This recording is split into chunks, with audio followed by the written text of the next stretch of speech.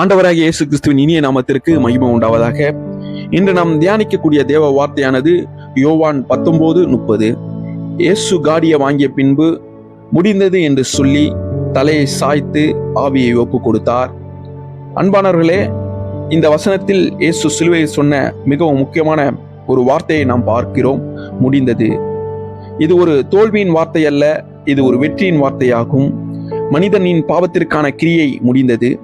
இந்த உலகில் மனிதன் பாவத்தில் விழுந்தபோது தேவனுக்கும் மனிதனுக்கும் இடையே ஒரு பெரிய பிரிவினை உண்டானது. அந்த பிரிவை நீக்குவதற்காக இயேசு சிலுவையில் தம்முடைய உயிரை கொடுத்தார். முடிந்தது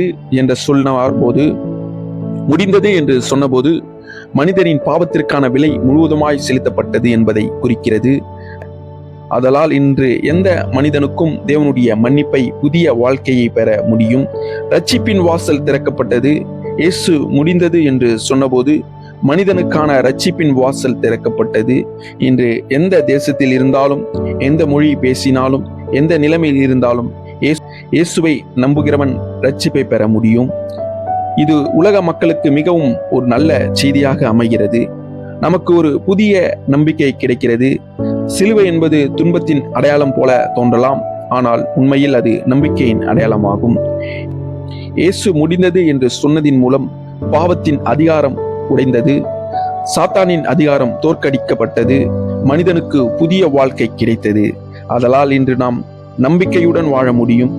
அன்பானவர்களே, சிலுவையில் இயேசு சொன்னார் முடிந்தது என்ற வார்த்தை உலகத்திற்கு ஒரு மகிழ்ச்சியான செய்தியாகும்.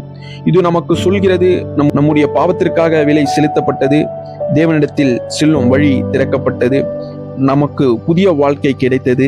ஆதலால் நாம் அனைவரும் இயேசுவை நம்பி அவருடைய அன்பை ஏற்றுக்கொண்டு நம்பிக்கையுடன் வாழ்வோம். இவ்விதமான நம்பிக்கைகளையும் ஆறுதல்களையும் பாவத்தின் விடுதலைகளையும் தேவன் தாமே இந்த காலை வேளையிலே உங்களுக்கு தந்து உங்களை ஆசீர்வதித்து வழிநடத்துவாராக. God bless you.